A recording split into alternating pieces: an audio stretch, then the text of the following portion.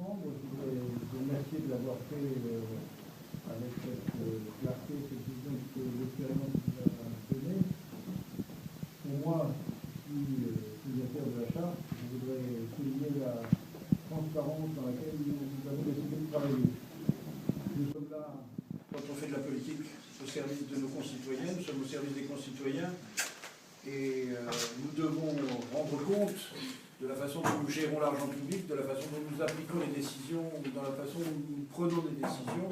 Il faut que ceci soit transparent et compréhensible par tous nos concitoyens.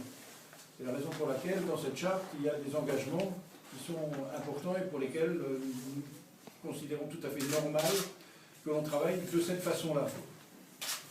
C'est aussi la règle du non-cumul, qui est une règle importante et qui, pour moi, est très importante parce que je suis un ancien parlementaire. J'ai été parlementaire, j'ai été élu 4 fois député.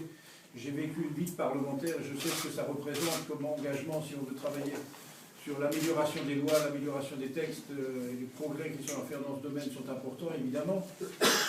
D'un autre côté, la vie municipale, qui est une vie dans laquelle on répond à l'urgence, on répond aux priorités immédiates, on répond aux préoccupations de tous et de chacun.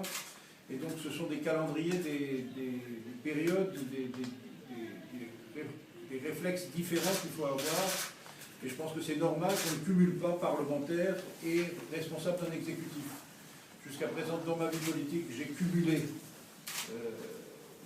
dans la mesure où on peut appeler cumul le fait d'être conseiller régional d'un côté et député de l'autre. Je m'engage, si je suis élu, à démissionner du conseil régional et à ne plus être conseiller régional, fonction que j'ai beaucoup aimée, ou que j'aime encore, bien sûr, qui correspond à une responsabilité importante pour la région. Mais je pense qu'il est important de se donner complètement aux priorités que l'on se donne pour la municipalité, pour la ville de Strasbourg, et qu'on ne peut pas mélanger les durées dans lesquelles on intervient. Et je crois que c'est important de le dire, et de le dire pour l'ensemble des gens de la liste.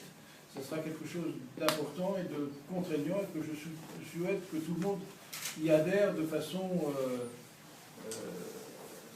avec conviction. Ma troisième remarque, c'est que nous sommes contents qu'il existe un contre-pouvoir. Quanticore joue ce rôle-là. Les engagements qu'on prend dans la signature de la charte, c'est des engagements d'ouverture à l'opposition, c'est des engagements de respect de tous les politiques.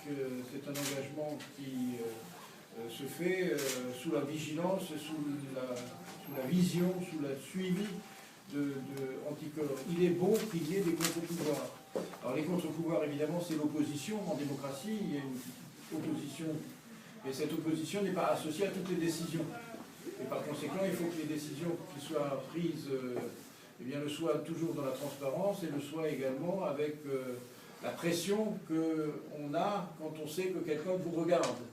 Eh bien, nous savons que Anticorps nous regarde, et je sais que Anticorps continuera de nous regarder pendant toute la durée de ce mandat à venir. C'est donc un choix, une décision importante, et je suis très heureux de pouvoir la partager avec des amis qui sont là, qui seront évidemment amenés à adapter aussi leur comportement, leurs attitudes, leur vision de la politique en fonction de cet engagement que nous prenons tous, que je prends, mais que je prends au nom de l'équipe que je conduirai pour les élections municipales. Donc merci Anticorps de nous mettre la pression, et nous savons que vous continuerez de nous la mettre pendant l'ensemble du mandat. Je pense que c'est aussi très important de signaler à nos concitoyens que cet engagement va à l'encontre de l'idée que les élus sont tous pourris. C'est-à-dire qu'aujourd'hui, beaucoup de nos concitoyens, et on le voit quand on fait du marché, quand on va à la rencontre de tous nos concitoyens, on se rend bien compte qu'il y a un certain désaveu de la classe politique. Et ce désaveu de la classe politique, il vient d'histoires que seule une très petite minorité est responsable. Il est arrivé que des élus fassent des choses qu'ils ne devaient pas faire. Il est arrivé que des élus fassent profitent de situations. Ça existe, mais ce n'est pas parce que ça existe à l'état de quelques personnes qui sont sanctionnées et qui sont à sanctionner que l'ensemble de la classe politique est à mettre dans ce sac-là. Et c'est important de montrer que les engagements que nous prenons vont à l'encontre de cette idée reçue que beaucoup de nos concitoyens ont aujourd'hui. Et je voudrais qu'ils le prennent en compte et qu'ils comprennent que les engagements politiques que nous prenons sont des engagements nobles pour l'intérêt général, pour des intérêts qui nous dépassent et pas pour notre intérêt personnel. Et que c'est dans ces conditions-là que l'on fait de la politique. C'est la raison pour laquelle, d'ailleurs, j'ai eu l'occasion dernièrement de rappeler à l'ordre quelques-uns de nos camarades, parce que l'engagement politique, c'est un engagement pour des convictions, pour le respect des autres, pour le respect d'une politique. Et c'est comme ça qu'il faut le conduire, et c'est pas autrement.